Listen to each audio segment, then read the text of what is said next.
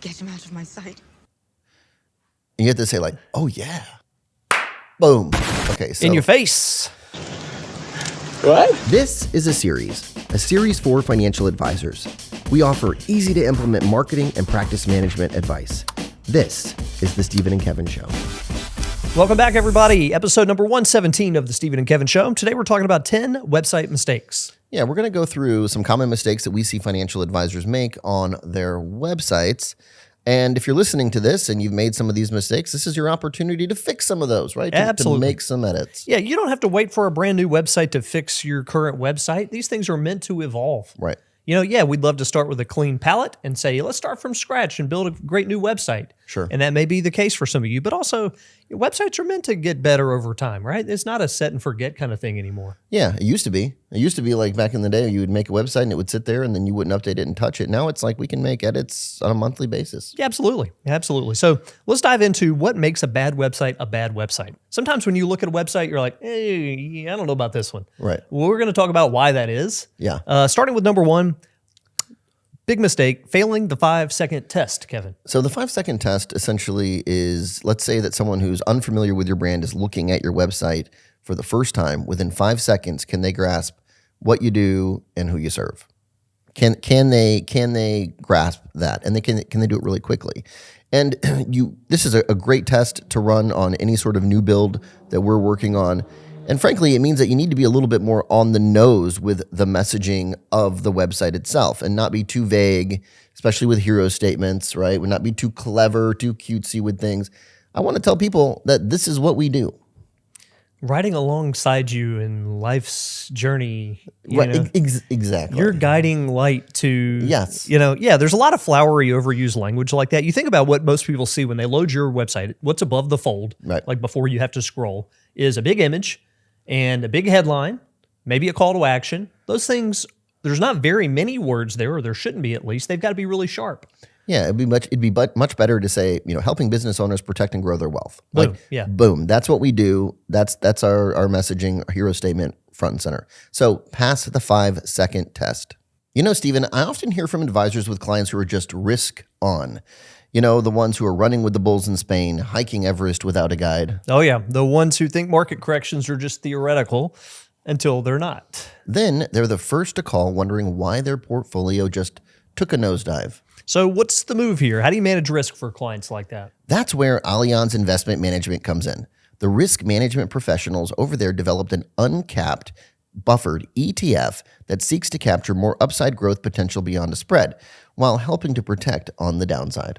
I have a feeling there are some advisors listening to this right now that would appreciate having that in their toolbox. I think you're right. To learn more about their uncapped buffered ETFs, visit oxley.com/AZL. Absolutely. Mistake number 2, a big one, relying solely on stock photography. Now, before we get too many haters in here in the comments, we're not saying you can never use stock photography. Like we're not saying that, but we're saying that if you want to take your website up notch, is that you blend in some really custom photography and videography as well. Yeah, it used to be when you had a photographer come out, it was for headshots only. Right. Like, hey, come out and get headshots of our team. That's it. Now we're moving the bar a little bit, right? If our team comes on site, we've got 2 video teams that go on site to financial advisors' offices, subtle plug. We have a shot list. Not too subtle. Well, it's not very subtle at all, is it?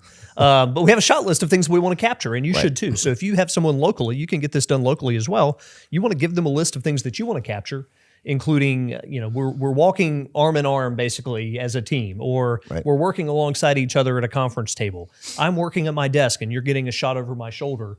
We want to give the web team tons to work with. I thought what was really cool is a team we were working with down in Miami who brought in paid actors and actresses.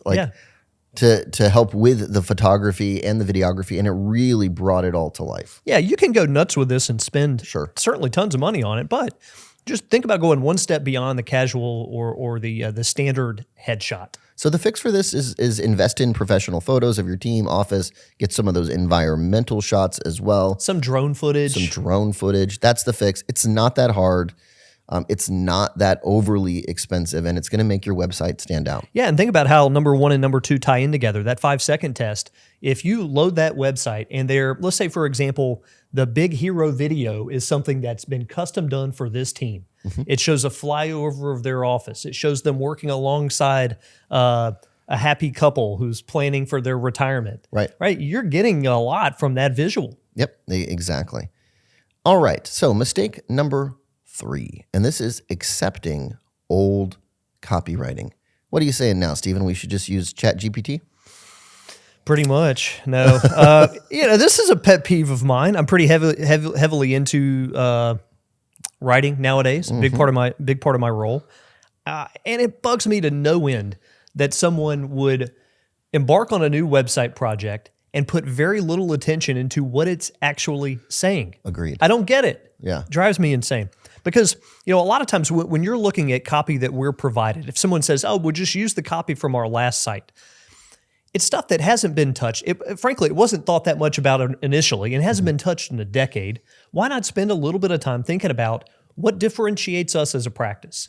How do we explain ourselves in a way that's different than Johnny, new advisor down the street, who comes right out of training class saying we provide holistic wealth management, comprehensive. And that's the word, comprehensive. Yep. Come on. Let's spend a little bit of time thinking about what is different about us. Yeah. Because there are some things, it's not as if you're not differentiated in some way. You just maybe haven't put the time into putting it on paper. Right. Yeah, and when it comes to using AI for this, and because when you think about any sort of writing project, I think we immediately think, oh yeah, we can use chat for it, or any of those Gemini, any of those tools. And we're not saying that that's a good starting point sometimes. Sometimes I think it helps to prevent the empty page. Like, it gets you started, but then you got to cut and cut and cut, because those tools are typically way too verbose. Well, think about think about how all this technology works. You could, I was showing you the other day the integration between Siri and ChatGPT. Right. So what's stopping you from saying, if you're a financial advisor and you're looking to explain your process in a better way, you could speak into your phone in a very natural way. Here's the way we work our financial planning process from start to finish. Right. And you could just speak all of that into existence and have chat, dictate basically a better version of that. Sure. A more polished version of that. Nothing wrong with that at all. Right.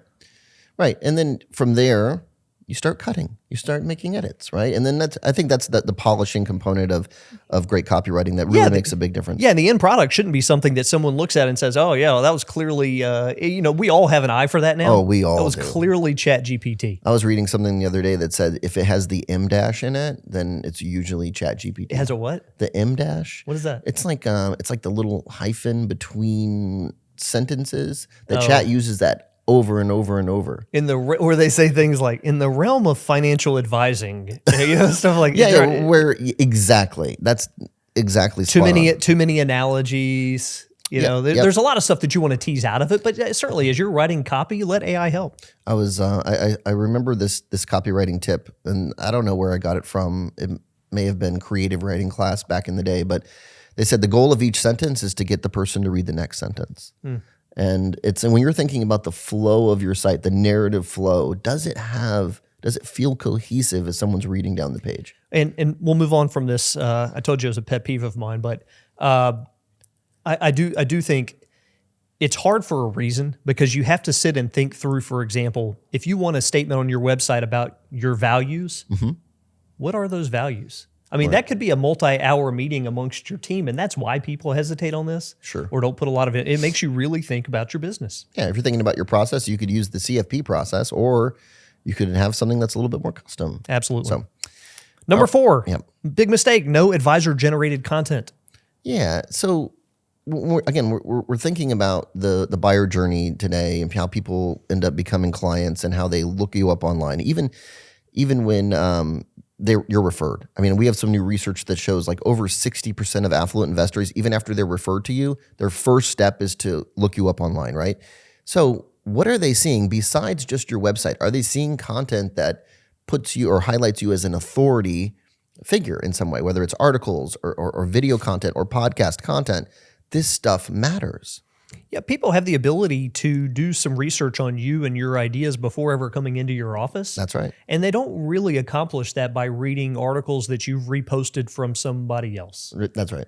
Like, there's nothing wrong with having that stuff on your website, but it should be complemented by some content that you've clearly had a hand in creating. Like, what are Steven's viewpoints on this topic? Right. Right? And we're also thinking about SEO. Like, you can't rise in the ranks of Google or Bing without having some custom content on your site that reflects the keywords for which you want to be found. Yes. So you're thinking in advance, what do I want people to search for when they find me? If it's financial advisor, Charlotte, North Carolina, I want to casually drop that in my text, right? I want that to be in my articles. Say, for those in the market for a new financial advisor in Charlotte, you want to consider the following.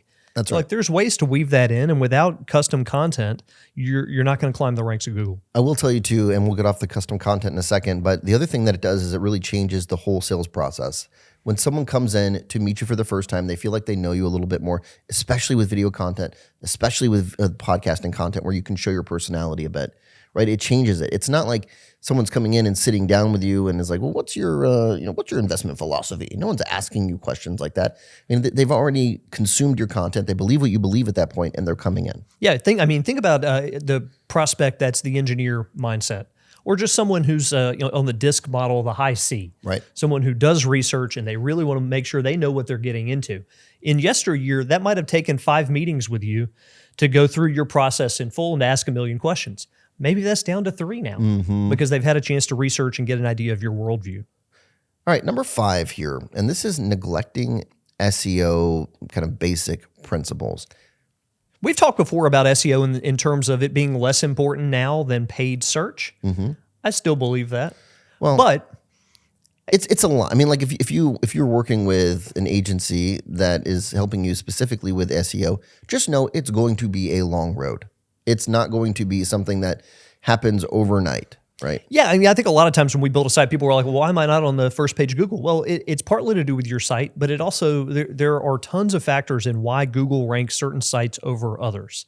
Now, why in the beginning I said, we've sometimes downplayed SEO in favor of paid search. Paid search is immediate. That's right. If you want to be on the top of a Google page right now, pay to get there. Right. You can be there by tomorrow.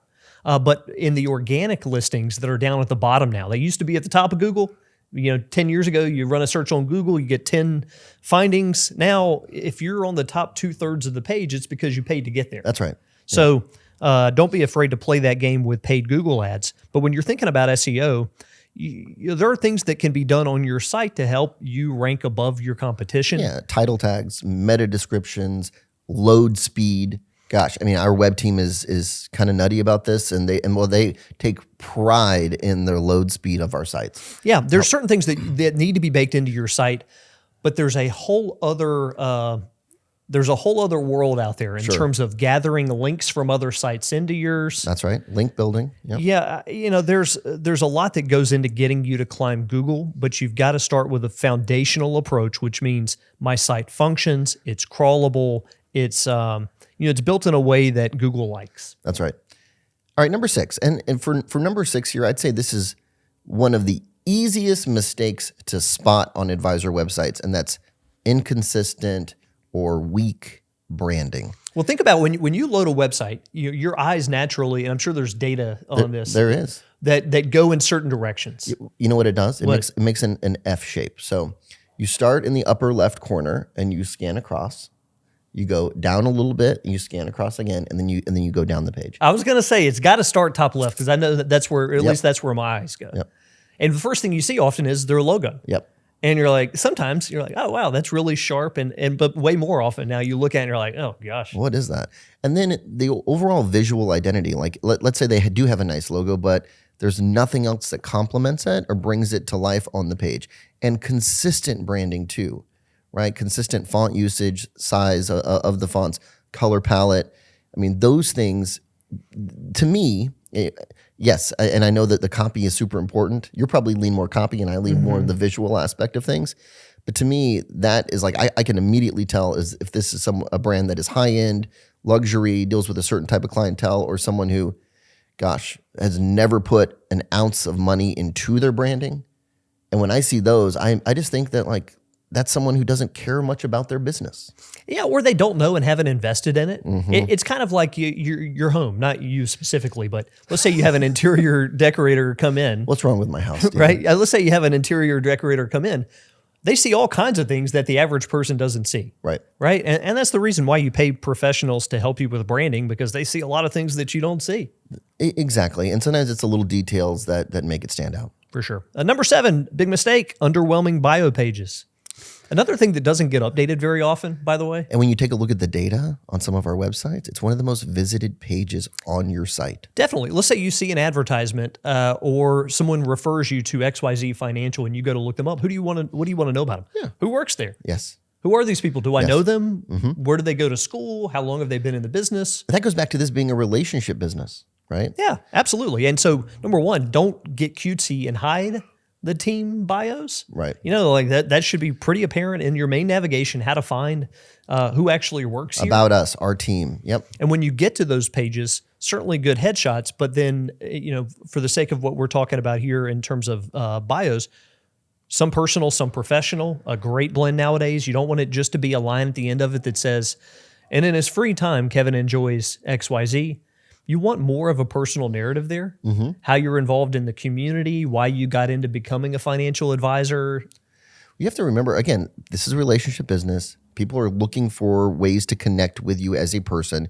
Share some of those things. I mean, I think sharing even some quirky little details is nice too sometimes, because it paints you as a person. A common question we'll get sometimes is, how do I infuse more personality into my website? The bio page is an opportunity to do that. Absolutely. And you see plenty of them that are creative in the way they showcase the professional and personal. There might be the professional headshot, but then a snapshot of you doing something that you do for fun. Yes. And every team member has that. Yeah, right? I've seen those on the hovers. You hover over it and it's like a different photo. We did some flat lays as well with some teams for their bio pages where you can see kind of, they just brought in a collection of things. It could be old, IDs from the college they went to. It could be, a shirt that says, real men marry nurses. I remember just taking a look at, we've done some of these where it's like, okay, now I have a feeling for who this person truly is. Absolutely. Number 8, big mistake, a lack of models or illustrations. Yeah. How many sites do you see that just have the 4 or 5 part financial planning process that could be a really interesting, well-branded model that really does a good job of explaining in a visual way what we do with our clients? Sure. That's not just a model that I plucked off the internet. It's one that we came up with that, again, matches our branding, that in fact matches what we do with our clients and that we've named and branded. Right. Like, it's not just the generic model. It is the 5 Ps of how Boswell Wealth Management does it. Right. I love when they're branded as well. And it seems like you take ownership of that. Just make sure that you're doing this stuff. Like, I feel like there's sometimes, we build these models and like, if you're an advisor and you have these on your site, make sure you adhere to them. Well, sometimes, this is bad, but sometimes we'll throw in a model like that when we're building a site, here's, you don't have a process laid out. We'll throw out a 6-step process for them. They're like, yeah, that looks good. Well, I'm like, well, is that what you, like, we threw this out there. Do you do this? Exactly. Right? You have to do it. Yeah. But think of how powerful that is when you're, aside from the website, you're meeting with a potential client and you're saying, well, we have the Boswell process here that we go through. The Boswell 360 Insta process. Yeah, exactly. Right. We make it sound impressive. Yeah, but make sure that you actually adhere to it. But I do think it's powerful, especially when you're selling intangibles. You need something tangible to show people, right? I want to show them this is what we're going to work through. This is how frequently we're going to meet. These are the topics that we cover during these meetings. Absolutely. All right. Number 9, this one to me is really important, and that is weak CTA. CTA means calls to action. So typically what you're looking at here are buttons or links on the advisor's site that's going to take someone to some sort of contact form or maybe a Calendly to schedule with them. And sometimes these are just weak. And I say weak in terms of the language, in terms of the look and feel of them. And when we're thinking about language, the most common one is contact us or contact. And can we take that up a notch? Can we use ones like, schedule a, or meet with an advisor, which has that authority kind of bias? Or can we say, see if we're a fit? Or can we say next steps, which is that cognitive load theory of it's just a simple step, right? Mm-hmm. So better CTAs, and also the contrast on them. I love it when CTAs are a separate color from the entire site. Mm-hmm. I mean, if you take a look at, it's hard not to use Oxley website as an example, but our CTAs are red, which people might say, oh, red, that's a bad color. Not necessarily, right? They stand out. They really pop out. You have a mostly black and white kind of site for us, and then you have these bright red, bold CTAs. I want to tell people where to go. I don't want to hide it and make it difficult for them. And we don't want to ask for too much. True. So ideally, we'd like everybody to become everybody who's in our target market to become a client. But should my CTA at the top of my site be sign up as a client, for lack of a better right. No, not really. You've got to think about your target market and what they're willing to do and what you're wanting them to do. Right. So let's say you're playing in the ultra high net worth space. Is it realistic, or are you going after people scheduling a 15-minute free consultation with you? Not really. Right. I'll tell you. So we're working on a site right now, and the advisor is specifically very selective in terms of who he works with, and we're talking about the CTAs on his site. And I think we had something that was like, see if you're a fit, which we liked because of some of that reverse psychology as well. But he said, it's still too welcoming. So we ended up going with something too welcoming. I know. He said, I don't want to sound, he's like, I'm being serious with you. He's like, I don't want to sound like this, but I want to truly, I feel like I'm doing them a favor if I'm meeting with them. I only take on like a few really high net worth clients every year. And so it's request an introduction is what it is. That's kind of where we landed. Request an introduction to us. It's not even saying that you're going to get it, right? It's not even. So he's really thinking through every detail of the site. Fill out this form and we'll see if you're good enough to meet with us. Request an introduction to us. I really like it. I don't mind it, but I guess my broader point is that when you're thinking about your target market, the higher you go in terms of net worth, the less salesy your site should feel. Mm-hmm. Right? Right. I mean, if you're getting started and you're really wanting to build your client base and you're not crazy picky about it, free 15-minute consultations. Make it, a little bit more in your face. Sign up today. Right. I sometimes I like just speak with an advisor. I like that too. There you go. So you get that in the legal world a lot. You want to speak with an actual attorney. That's right. Yeah. But so what we're saying is don't settle just for contact, right? There's so much more you can do with a good CTA. Finally, mistake number 10, not using tracking and analytics. There's a few different types of this that are important. Google Analytics as a baseline, right? And when we say tracking analytics, these are codes that go in the back end of your website that help it communicate with other outside platforms. So Google Analytics, for example, you put their code into your website, and then you can track who's visiting your website, where are they going, how long do they stay, how did they arrive at your website, were they linked from someone else, and so forth. There are also others that tie into Facebook and LinkedIn and other platforms that help with retargeting. So for example, you might add in the Facebook Pixel or the LinkedIn Insights tag to your site so that you can market to people on Facebook who've been to your site recently. Sure. So if you've been to my site in the last 180 days, I want to be able to target you on Facebook with ads. It's inexpensive and it's really powerful. Yeah, so we want to be looking at some analytics when it comes to your website. That's the beauty of digital marketing is the data, and also what pages they're visiting. So like if you find out that just through Google Analytics that a lot of people are going to a certain team member's bio page and that bio page hasn't really been updated in a long time, like maybe it needs a little bit of work. Absolutely, it gives you insights into what needs to be improved on your site. Not to get too technical, but nowadays Google Tag Manager is really smart. Google Tag Manager is one code that you would put in when you have your website built at first that allows you to then go in as a user, a relatively inexperienced user, and add other tags down the road.